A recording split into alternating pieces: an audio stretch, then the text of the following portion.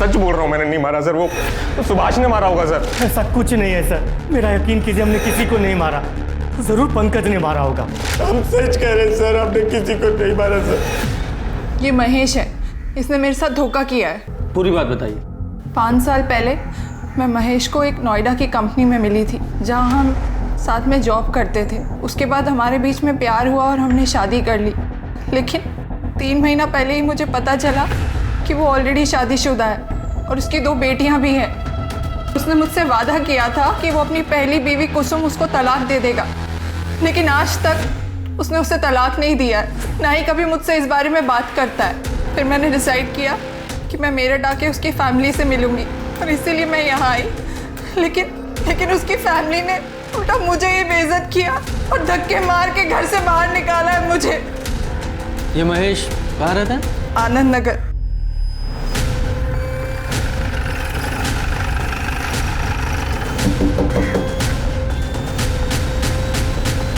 कोई है?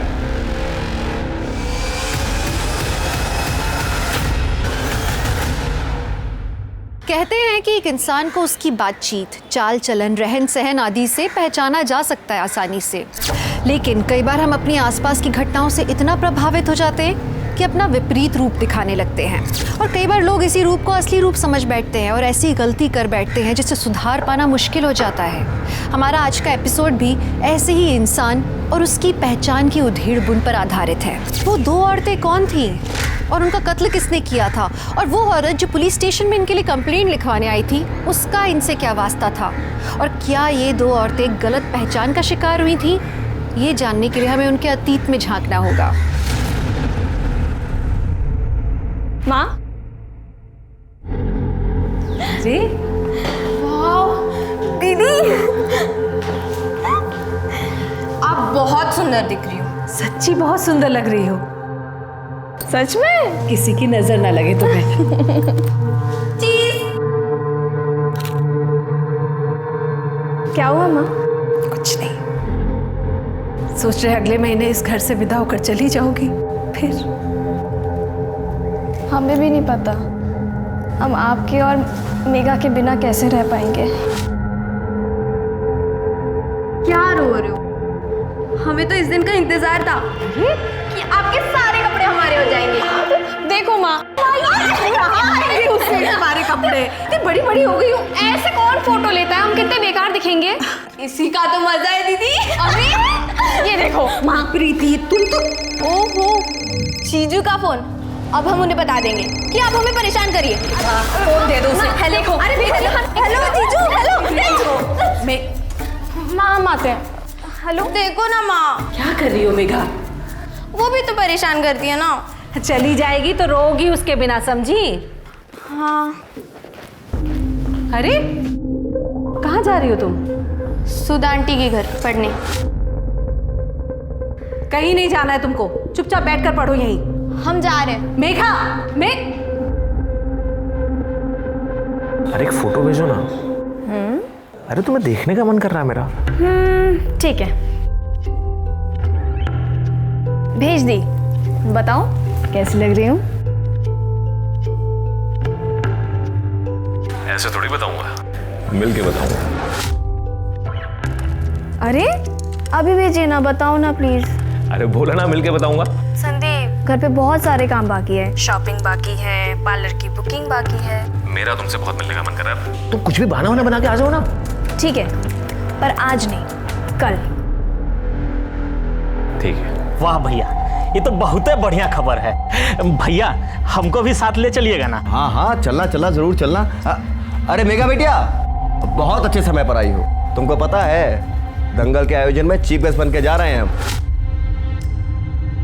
ये तो बहुत खुशी की बात है अंकल, मुबारक हो। अरे आ गई तुम? हम तो सोच ही रहे थे, पता नहीं क्या हो गया मेरी बेटी को, अभी तक आई नहीं। आजा बैठ।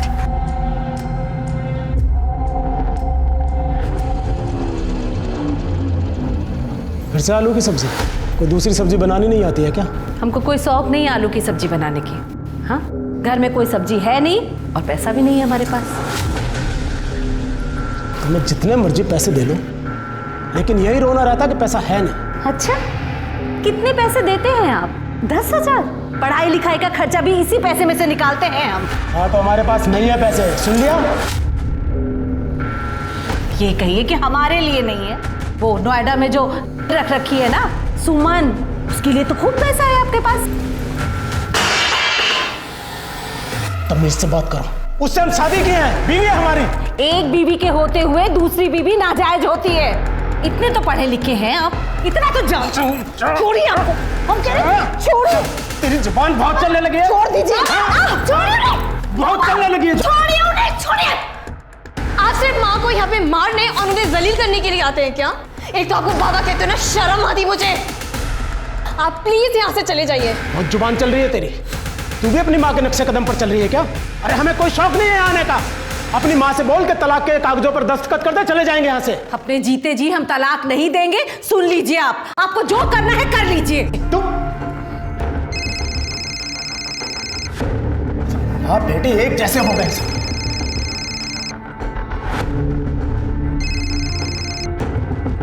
क्या है? तमीज से बात करो मुझसे, कुसुम नहीं हूं मैं। याद है ना तुमने मुझसे वादा किया है कि इस बार तलाक लेके ही घर लौटोगे।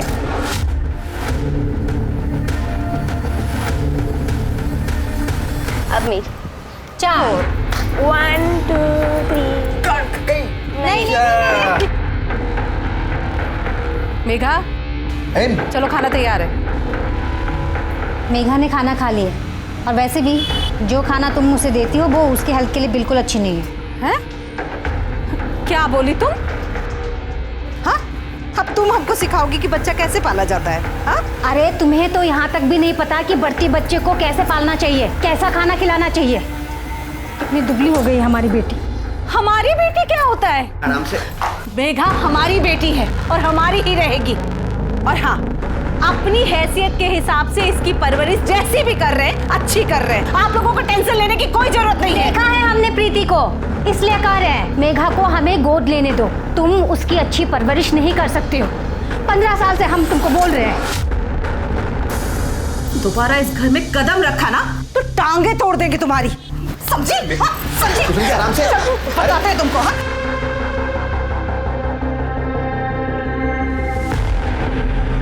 हमें हर हाल में मेघा चाहिए।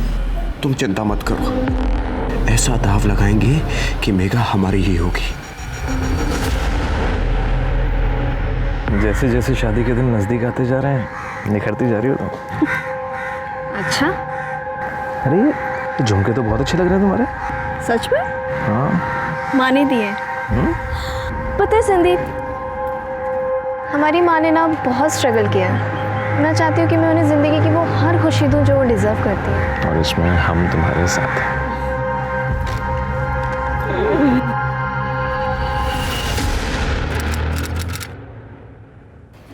तलाक पेपर पे साइन कर दो, इसी में सबकी भलाई है। तलाक? हाँ, हम तो तुमसे तलाक के लिए भी नहीं कह सकते, क्योंकि तुम्हारी शादी तो पहले से ही नाजायज है। चुप रहिए आप। ठीक है, सीधे सीधे बात करते हैं, कितने पैसे लोगी साइन करने के? क्यों मैडम, ये फिल्म नहीं है, असल जिंदगी है। एक बात कान खोलकर सुन लो, अपने जीते जी हम इन्हें नहीं छोड़ेंगे। जो करना है कर लो। ये क्या कर रही हो तुम? ये लो एक बात और, अब तुम देख लो कि तुमको पूरी जिंदगी इनके साथ ऐसे ही रहना है बनके। तुम हाथ कैसे उठाई हो? कुसुम छोड़। अरे तुम्हारी हिम्मत कैसे हुई? हाँ, ये सब ना आपकी वजह से हो रहा है। इस सब के जिम्मेदार आप हैं। तू अपनी जुबान बंद रख। छोड़ेंगे नहीं। छोड़ो उसको। हटाओ, क्या कर रही हो? छोड़ो मुझे। तुम्हारा तो मैं वो हश्र करूंगी ना कि तुम्हारी रूह तक कांपेगी। अरे जाओ यहाँ से।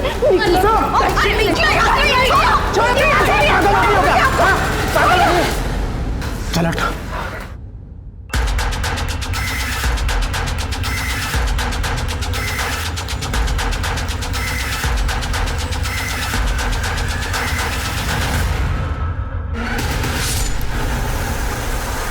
प्रीति,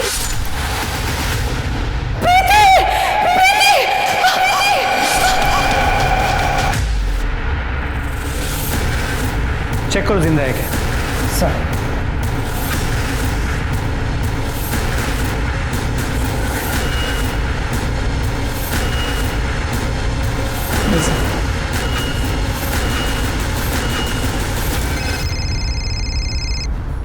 हाँ शर्मा बोलो। यहाँ महेश के घर पे 2 लाशें मिली हैं। क्या? फॉरेंसिक टीम को बुलाओ, कार्रवाई शुरू करो, मैं पहुंचता हूँ। जी सर, पूरे घर को अच्छे से चेक करो।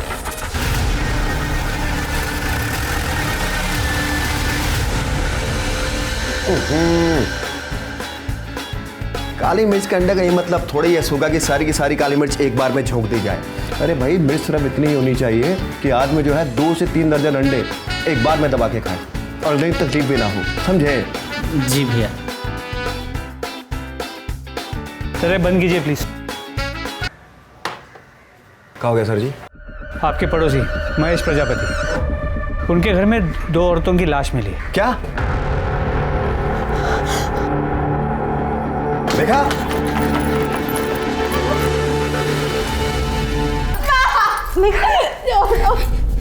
संभालो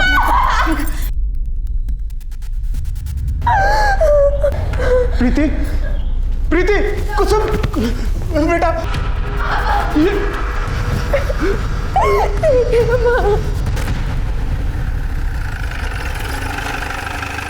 सर इस तरफ। सर जब हम आए तो दरवाजा ऑलरेडी खुला था, फोर्स्ड एंट्री का कोई निशान नहीं है। पड़ोसियों ने बताया कि यहाँ अक्सर लोग दिन में दरवाजा खुला रखते हैं। What is? सर यहाँ सर ये महेश प्रजापति, इनकी बीवी कुसुम प्रजापति, वो बड़ी बेटी प्रीति प्रजापति। पर सर ये उनके पड़ोसी हैं। इनके घर पे म्यूजिक काफ़ी लाउड बज रहा था, इसलिए शायद किसी ने कुछ सुना नहीं। सर पूरे घर में या किचन में स्ट्रगल के निशान नहीं है, लेकिन ये चूड़ियाँ टूटी हुई है, ना ही चोरी का मामला।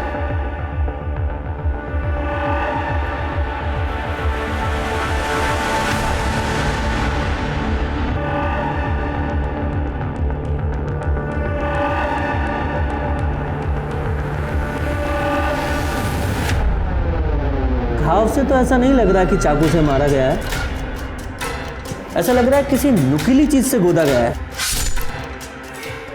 मर्डर वेपन मिला? नहीं सर। शर्मा बॉडीज को पोस्टमार्टम के लिए भेजो, फॉरेंसिक को बोलो कि पूरे घर से फिंगरप्रिंट्स उठाएं। जी सर।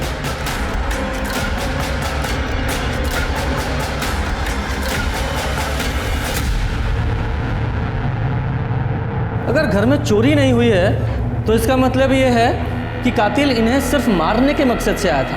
मतलब कातिल कोई जान पहचान वाला ही था। अगर वो अजनबी होता तो यहाँ मेन डोर पे ही हमला करता। या ऐसा भी तो हो सकता है कि वो कातिल दरवाज़ा खुला देख के पहले ही दबे पाँव अंदर छुप कर बैठ गया हो और मौका देखकर किचन में हमला किया हो। खैर घर में और कौन कौन है? सब सिर्फ महेश और उसकी छोटी बेटी मेघा बचे। महेश को बुलाओ। सर संग्राम और सुधा की कुसुम से बहस हुई थी अभी कुछ दिन पहले। और कहाँ चाहिए तुमको, बोलो। हाँ कहाँ चाहिए पैसा? 5 लाख रुपए के साथ 1 बीघा जमीन भी ले लो, लेकिन लेको मेघा को हमें दे दो। अरे अब बहुत ज्यादा पैसा है ना तुम्हारे पास, तो उसी पैसे से अपना इलाज करा लो ताकि माँ बन सको। और अगर उसके बाद भी नहीं बन पा रही हो ना तो उन्हीं पैसे से अपने दिमाग का इलाज करा लो। क्या कहा तुमने? शर्म नहीं आई? एक औरत होकर इतनी घटिया बात करती हो। हम मेघा की जिंदगी बनाना चाहते हैं। ये हमारी जिंदगी ये बनाएगी और मारी कैसे तुम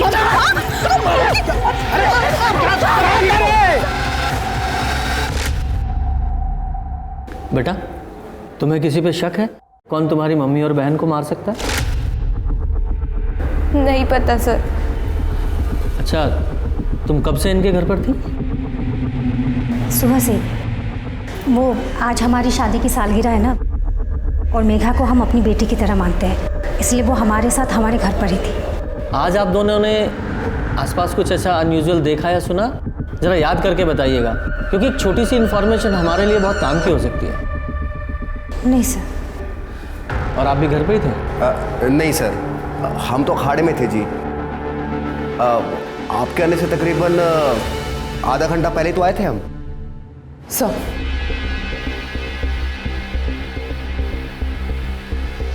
स्मिता मेघा को लेके जाओ। चलो बेटा। तो मेघा को लेकर आप दोनों की कुसुम से लड़ाई हुई थी?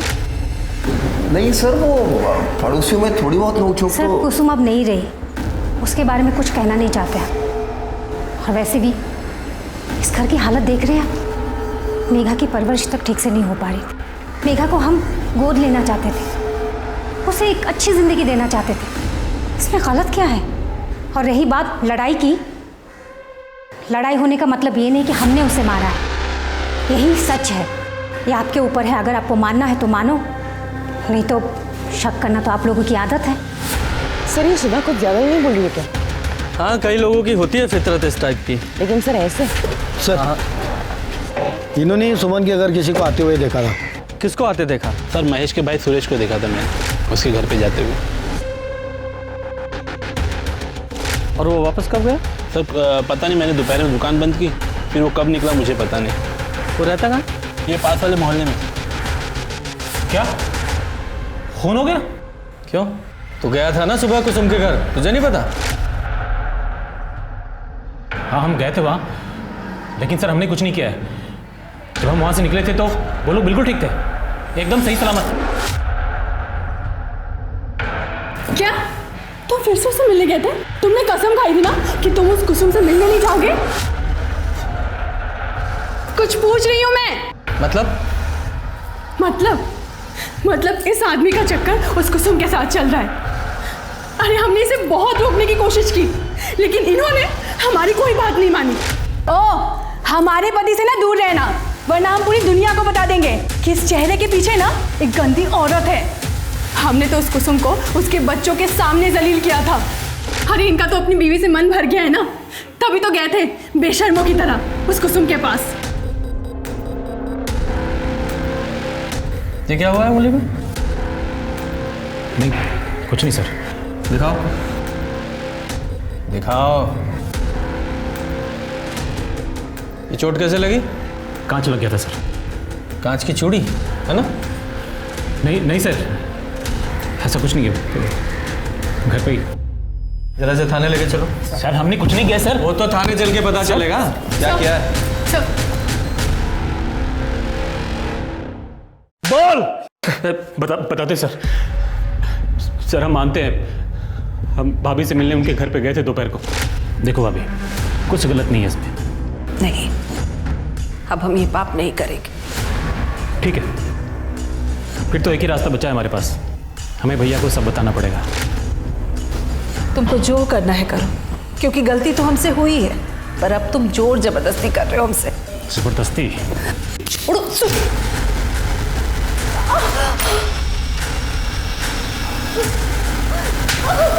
मुंह तोड़ दूंगा तुम्हारा। छोड़ो मुझे, छोड़ दो मुझे, छोड़ दो मुझे। चाचा जी छोड़ो नहीं। चाचा जी आप जाइए यहाँ से। इसके पहले चाची मेरी माँ को कुछ उल्टा सीधा बोले। बहुत गलत कर रही हो तुम, पछताओगी। यही सच है सर, हम जो कुछ भी जानते थे आपको बता चुके हैं, हमें जाने दीजिए सर। लेकिन ये अधूरा सच है, जब तक ये पूरा सच नहीं उगलता खातिरदारी करते रहो। सर ऐसा मत कीजिए सर। इस केस में बहुत उलझन है। देखा जाए तो कुसुम की मौत से सबसे ज़्यादा फायदा महेश को था। ये भी हो सकता है कि सुरेश ने अपने और कुसुम के रिश्ते के बारे में महेश को बताया हो। महेश को गुस्सा आया, उसने कुसुम को मार दिया, और जब वो कुसुम को मार रहा था प्रीति ने देख लिया, तो इसलिए उसे प्रीति को भी मारना पड़ा। सर वैसे मोटिव संग्राम और सुधा के पास भी है, क्योंकि कुसुम और प्रीति के मौत के बाद महेश खुशी खुशी मेघा को इन दोनों को गोद दे देता ताकि वो अपनी जिम्मेदारियों से मुक्त हो सके। हो सकता है, लेकिन ये सुरेश अपनी भाभी कुसुम को संबंध बनाने के लिए ब्लैकमेल कर रहा था, और मर्डर वाले दिन वो उसके घर भी गया था, उसके हाथ में भी चोट लगी है। ये सारी चीजें इशारा करती हैं कि वो कातिल हो सकता है। सर और एक शख्स है जो माँ और बेटे को मार सकता है, सुमन, क्योंकि उसने इन दोनों को धमकी दी थी। लेकिन कोई खुद मर्डर करके खुद कंप्लेंट लिखाने क्यों आएगा? कंफ्यूज करने के लिए सर। जब कुसुम ने सुमन को 10 तारीख को घर से बाहर निकाला था, तो 10 तारीख को ना आके 11 तारीख को कंप्लेंट लिखाने क्यों आएगी? ये महेश है, इसने मेरे साथ धोखा किया है। Yes, she has a point. Sharma, इस महेश और सुमन की सीडीआर निकालो और ये पोस्टमार्टम रिपोर्ट को जल्दी से जल्दी देने के लिए बोलो। जी सर। और महेश के वकील को तुम फॉलोअप कर रही थी ना, क्या हुआ उसका? सर उसके ऑफिस में मैसेज भिजवाए हैं। और वो संग्राम, उसका वो चमचा सुगा, बुलाओ उसे। जी सर। तुम्हें पुलिस के पास जाने की ज़रूरत क्या थी? हम तो रास्ता निकाल ही रहे थे ना। तुम तो चुप ही करो। तुम इस लायक होते ना तो मुझे बीच में पढ़ने की ज़रूरत ही नहीं होती। पर अब क्या फ़र्क पड़ता है इन बातों का? मुझे जो चाहिए था वो तो मुझे मिल गया।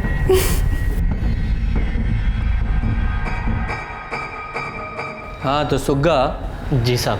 अपने मालिक संग्राम के साथ सुना है बहुत उड़ रहा है तू?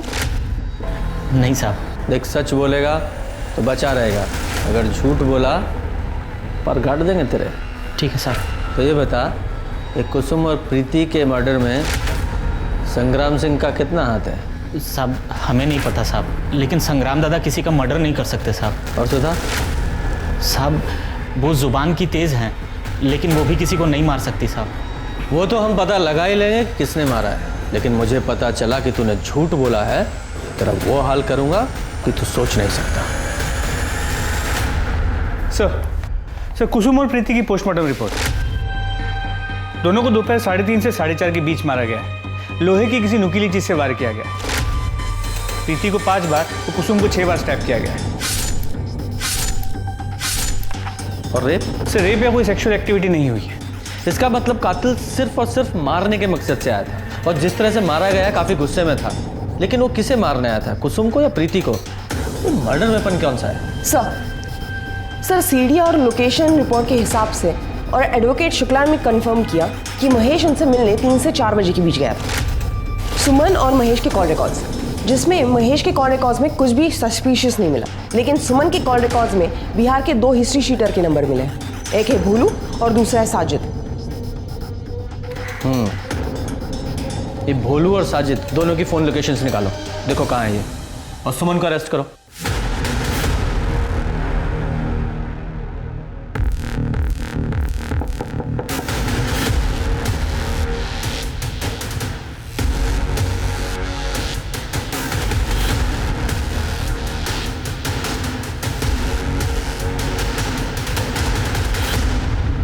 तुम्हारे सीडीआर और भोलू और साजिद के फ़ोन लोकेशन से पता चला है कि वो दोनों कॉन्ट्रैक्ट किलर भी सेम डे यहाँ मेरठ में ही थे। देखिए मैं आपको सब सच सच बताती हूँ सर। मैं महेश की लीगल वाइफ बनना चाहती थी, और इसीलिए मैंने भोलू और साजिद को कुसुम को मारने की सुपारी दी थी, लेकिन बाद में मैंने अपना इरादा बदल दिया था।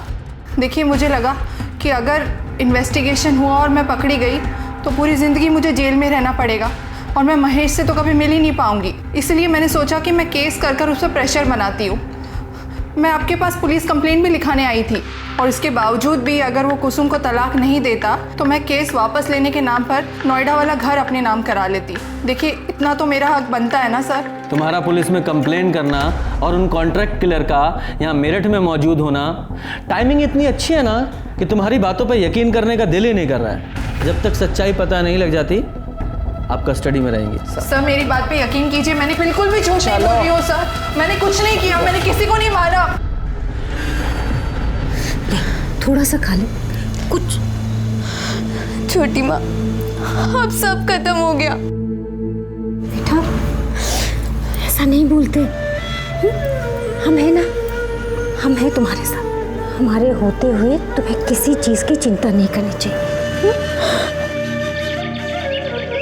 शर्मा, ये भोलू और साजिद का क्या हुआ? सर खोज जारी है।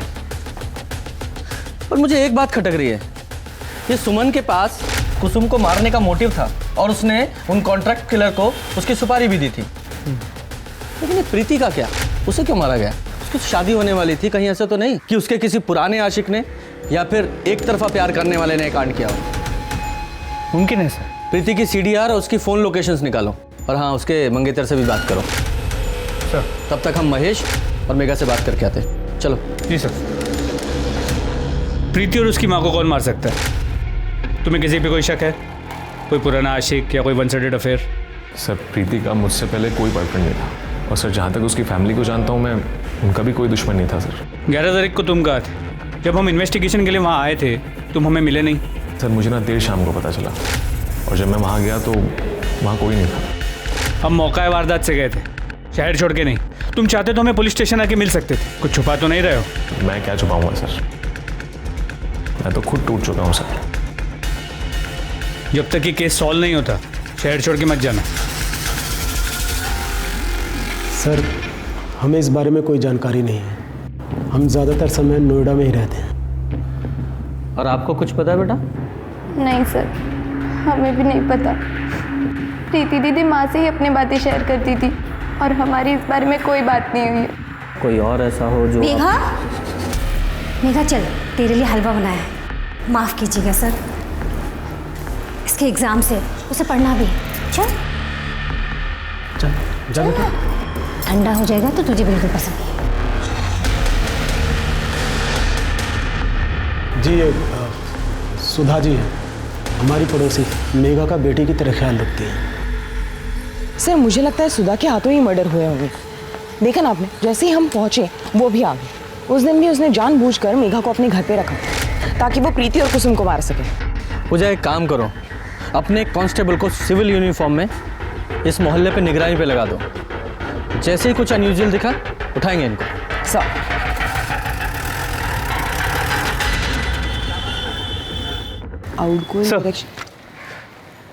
प्रीति की CDR और लोकेशन रिकॉर्ड्स से इससे कुछ ज़्यादा इन्फॉर्मेशन हाथ नहीं लगी। ज़्यादातर कॉल सिर्फ एक नंबर पे हुए हैं, उसके बॉयफ्रेंड संदीप के नंबर पे। और जैसे संदीप ने बताया था, उसके किसी एक्स बॉयफ्रेंड या वन साइडेड लवर का कोई कनेक्शन सामने नहीं आया। इस भोलू और साजिद को जल्द से जल्द पकड़ना होगा। आपको जान से मारने की क्या जरूरत थी? अभी का तो फिर भी समझ में आता है, बेचारी प्रीति ने क्या बिगाड़ा था आपका? तेरा दिमाग खराब हो गया है क्या?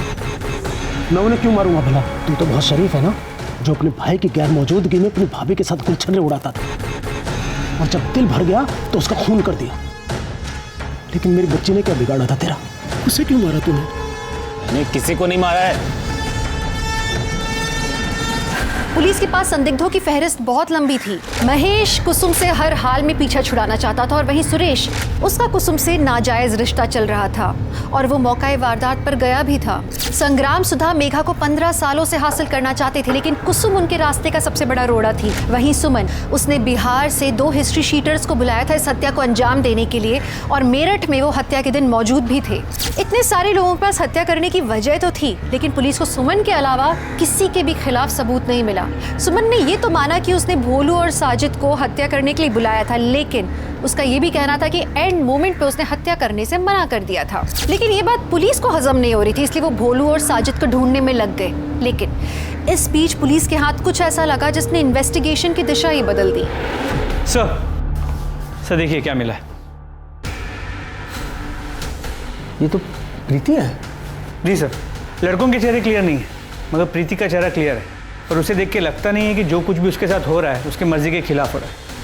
और सर ये देखिए, एंगेजमेंट रिंग, मतलब ये वीडियो हाल फिलहाल में बनाया गया है। Right sir. वीडियो की वॉइस बहुत डिस्टर्बिंग है, इसे एनहेंस कराओ। और तुम जरा पता करो कि ये वीडियो कहाँ से अपलोड हुआ है, IP एड्रेस निकालो। जी सर।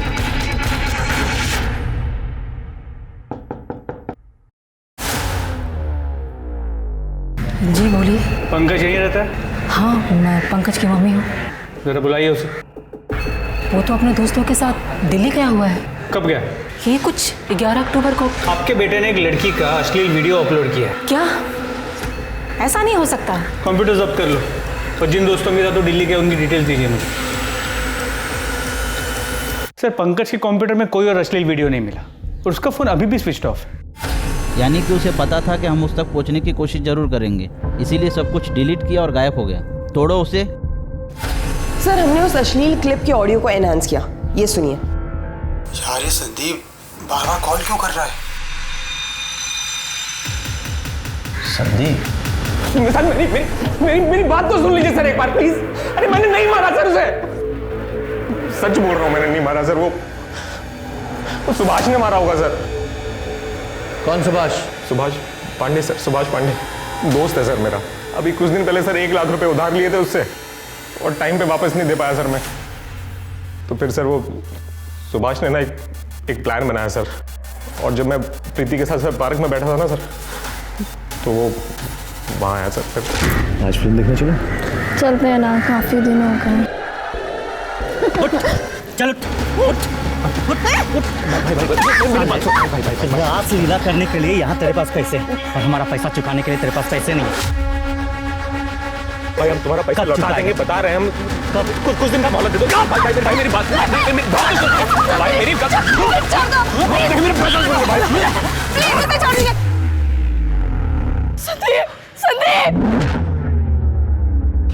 सुनिए, आप ही हमारे चुपके रख लीजिए। ये बाकी के जो भी पैसे हम बांधने दे देंगे हम आपके। प्लीज उन्हें माफ कर दीजिए, प्लीज।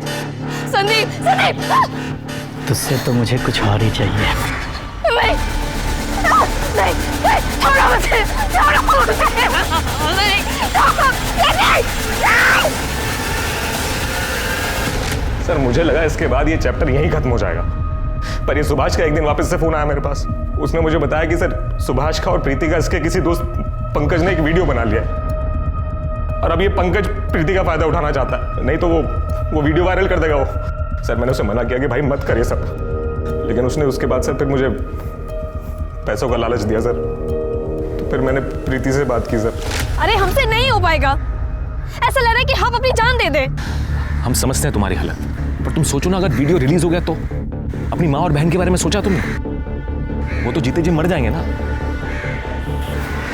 प्रीति देखो, मैं हूं ना तुम्हारे साथ।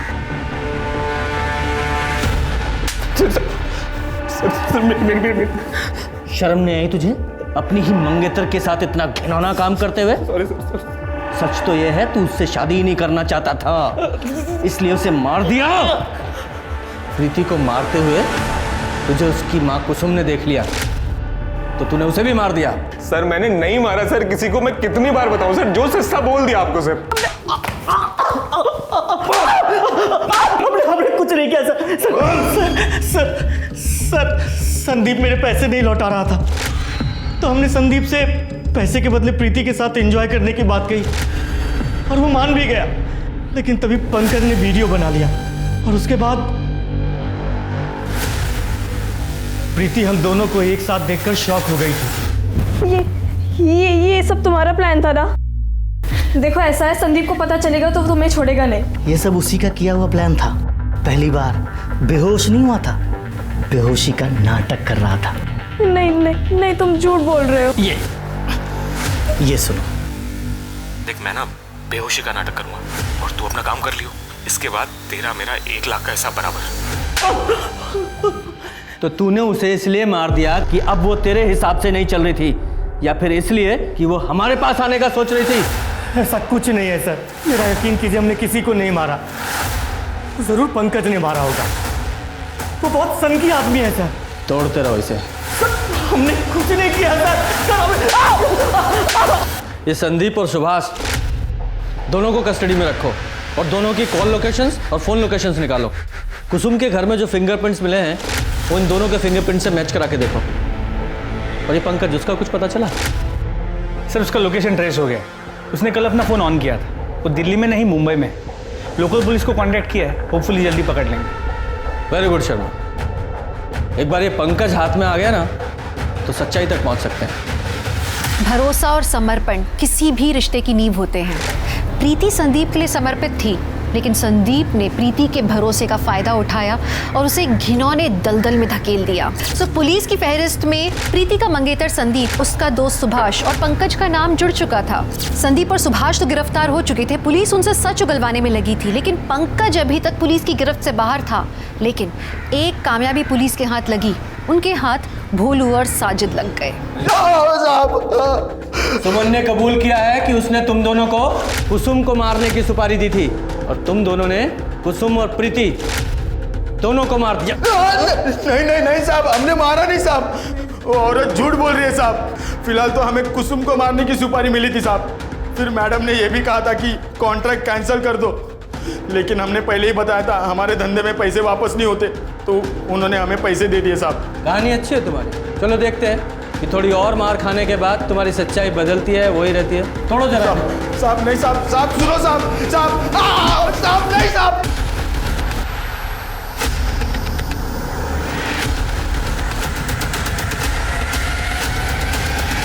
अरे हमने किसी को नहीं मारा सर, अरे हम सच कह रहे सर, हमने किसी को नहीं मारा सर। तो भागा क्यों? क्योंकि हम डर गए थे सर। हमें लगा था कि मेघा ने हमारा नाम ले लिया तो हम फंस जाएंगे सर।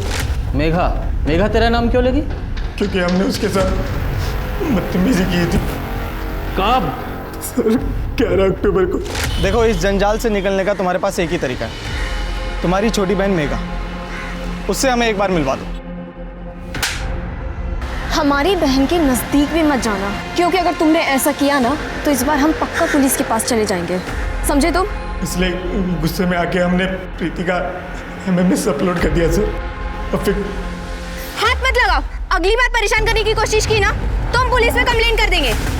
अरे सुनो, तुम हमारी बात कितने दिनों से। छोड़ो हमें। अरे छोड़ो।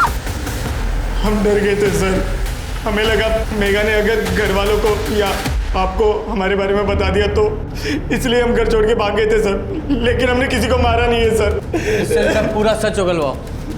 सर नहीं सर हमने किसी को नहीं मारा सर। बेटा, तुम्हारे साथ किसी ने बदतमीजी करने की कोशिश की थी? देखो बेटा, झूठ मत बोलना, क्योंकि जिसने बदतमीजी की थी उसने खुद हमारे सामने कबूला है। हाँ। तो ये बात तुमने पहले क्यों नहीं बताई? डर गई होगी, समाज में लोग तरह तरह की बातें करते हैं, भूल गई। आप समझदार हैं ना, तो फिर हमारे काम में दखलंदाजी क्यों कर रहे हैं आप? हमने उससे पूछा है ना, आपको जवाब देने की क्या ज़रूरत है? अगर नेक्स्ट टाइम आपने ऐसा किया, आपको अरेस्ट करके थाने लेके जाऊंगा, वहीं पूछताछ करूंगा मैं। शांत बैठिए आप। बोलो बेटा। हम डर गए थे, समाज में लोग तरह तरह की बातें बनाते, हम भूल गए।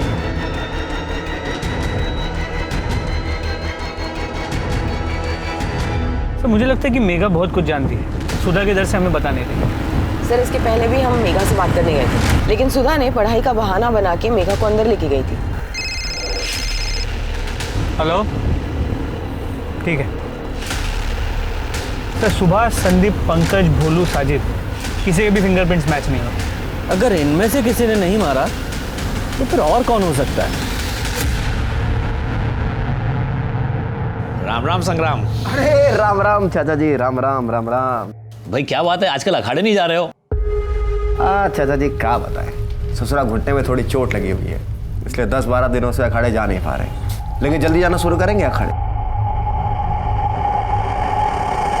इन सबके पास कुसुम और प्रीति को मारने का मोटिव तो था, लेकिन हमारे पास इनके खिलाफ कोई पुख्ता सबूत नहीं है। हमें तो ये तक नहीं पता कि मर्डर वेपन क्या है और वो कहाँ है। डेड एंड पे खड़े हैं हम। हेलो, ठीक है सर। हमारे कांस्टेबल यादव का कॉल था, वो कह रहा है कि संग्राम की घुटने पे चोट लगी हुई है, इसलिए पिछले 10-12 दिनों से वो अखाड़ा नहीं गए। इसका मतलब है वो हमसे झूठ कह रहा था कि 11 अक्टूबर को वो अखाड़ा गया था। और आप भी घर पे ही थे? नहीं सर, हम तो अखाड़े में थे जी। मतलब ये फैमिली कुछ छुपा रही है। याद है ना, जब इस फैमिली से हमने पूछा था वो मेघा के खरीदने वाली बात, तो ये सुधा तो कॉन्फिडेंट थी, लेकिन ये संग्राम नहीं। लेकिन सिर्फ शक की बिना पर, बिना सबूत के हम कुछ नहीं कर सकते। पूछताछ करने के लिए हमें इसे अरेस्ट करना पड़ेगा। लेकिन सर, किस बिना पर? फेक चार्जेस लगाते हैं, लेकिन हम उसे 24 घंटे से ज़्यादा कस्टडी में नहीं रख सकते। शर्मा, आज फ्राइडे है ना? जी सर। आज इसे अरेस्ट करो। कल सैटरडे और संडे कोर्ट बंद रहेगा, मंडे से पहले जमानत नहीं मिलेगी। समझ गया।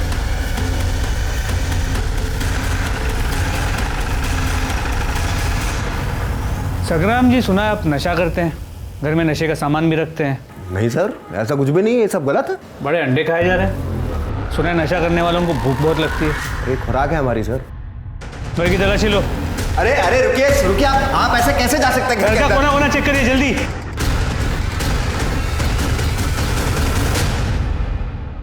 संग्राम जी, ये क्या है? आप बिल्कुल चिंता मत कीजिए, हमें पता है आप बेकसूर हैं, हम वकील से बात कर लेंगे। अरे सर जी, आपको कोई गलतफहमी हुई है, मैं कभी भी अपने घर पे काजल लेके नहीं गया। तो फिर तूने झूठ क्यों बोला कि तू 11 अक्टूबर को अखाड़े में गया था? तेरे घुटने में दर्द था ना, घर पे ही था ना तू? अरे सर, मैं गया था उस दिन अखाड़े में, हाँ, पर मैंने वहां कोई काम वाम नहीं किया था। चल ठीक है, मान ली तेरी बात। अब तो हमें सिर्फ इतना बता कि कुसुम और प्रीति का खून किसने किया। तेरे जो गांजे वाले चार्ज है ना, ये हटा देंगे। ओ तो इसलिए लाया आप लोग हमें यहाँ? तो ऐसा है सर जी, हम नहीं जानते किसने मारा हम दोनों को। तो ठीक है, फिर हो जा सजा के लिए तैयार। आप जानते नहीं सुधा को, हमें हर हाल में यहाँ से बाहर निकाल देगी, देखते रहिएगा आप। ऐसा है पहलवान, देख आज है शुक्रवार और शनिवार और इतवार रहती है कोर्ट बंद। सोमवार से पहले तेरी जमानत नहीं होने वाली। अब 3 दिन तू यहीं रहेगा। अब सोच ले, अपनी हड्डियां तुड़वाएगा या सच बताएगा?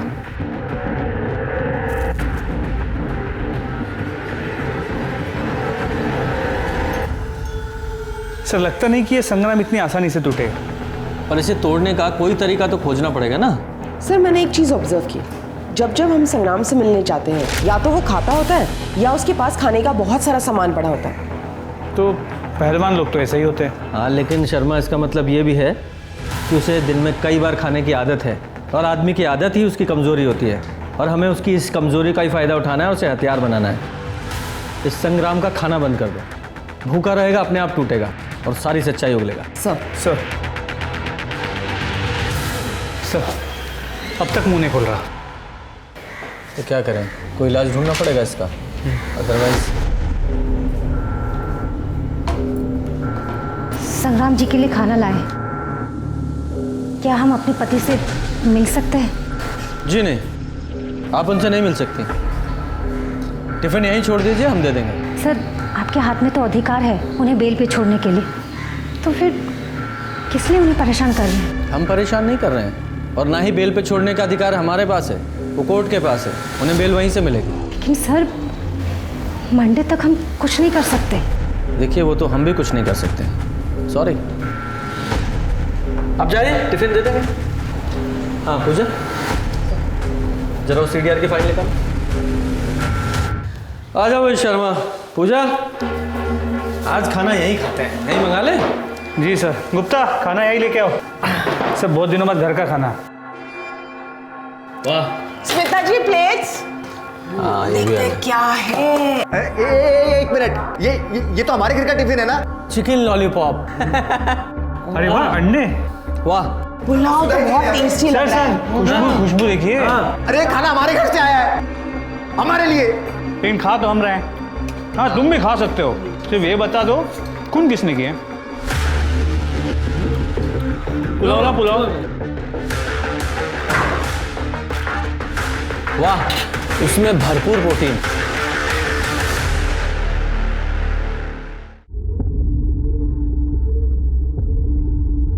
मैडम। अरे सुधा जी, आप टिफिन लेके आ गई? जी सर। अच्छा हुआ, कल का खाना बहुत अच्छा था। ऐसे संग्राम जी ने कहा। सर वो उनसे एक बार मिल पाते तो। नहीं, हम टिफिन दे देंगे। आप जाइए, आप नहीं मिल सकते। चलो। वाह वाह वाह, आज फिर चिकन। बाबा वैसे संग्राम जी, आपकी बीवी खाना बहुत अच्छा बनाती है। अरे भाई जल्दी, आज क्या है आज? Sir chicken biryani, chicken curry और ये दाल मखनी। एक काम करो शर्मा। हाँ। अरे पहलवान के घर से खाना आया है, 2 दिन हो गए, कुछ खाया नहीं है, थोड़ा सा भाई को भी दो।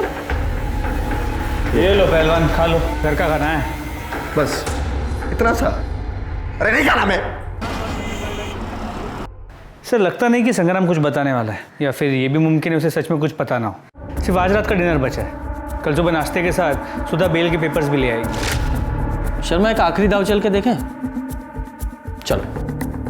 अरे शर्मा, अरे भाई जल्दी खाना लाओ, भूख लगी है। लाया सर। शर्मा जल्दी खोलो, भूख लगी है।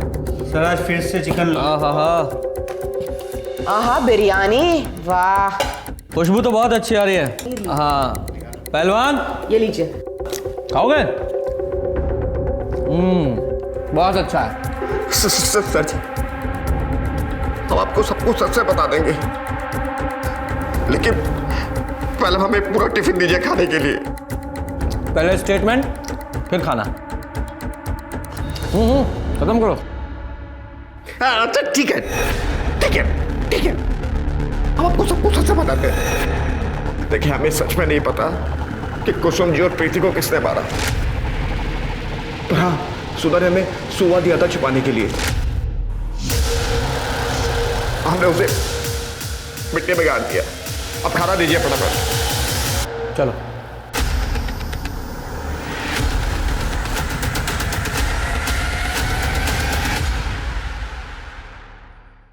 अब बचने का कोई चांस नहीं है। हमें मर्डर वेपन मिल चुका है।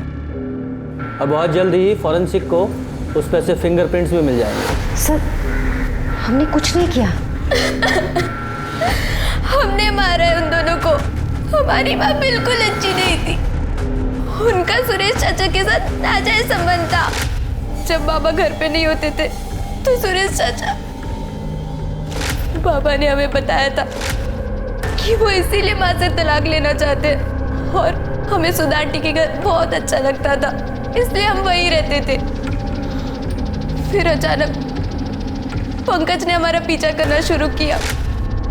हमने उसे नजरअंदाज किया और एक दिन पंकज ने हमें प्रीति दीदी का एक वीडियो दिखाया।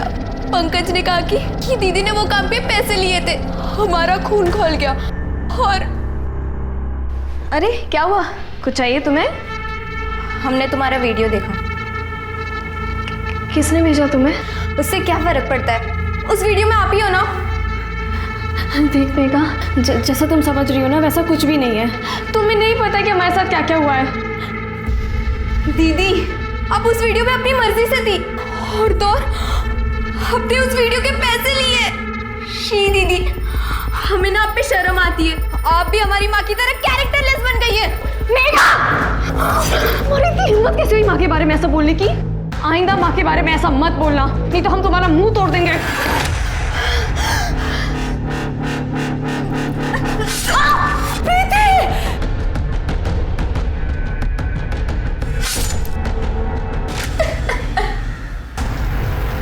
हमने कपड़ों को जला दिया और संग्राम जी को सुबह छुपाने के लिए कह दिया। तुम्हारी माँ और तुम्हारी बहन दोनों ब्लैकमेल हो रही थी और तुमने बिना सच्चाई जाने अपने परिवार को ख़त्म कर दिया। तुम्हें उन दोनों को मारने के जुर्म में अरेस्ट किया जाता है और सुधा, तुम्हें दोषी को हेल्प करने और सबूत मिटाने के जुर्म में। कहते हैं हर मुस्कुराता चेहरा खुश नहीं होता, वैसे ही हर आंसू गम का नहीं होता। इसलिए जो जैसा दिखता है उसे वैसा ही सच नहीं मान लेना चाहिए।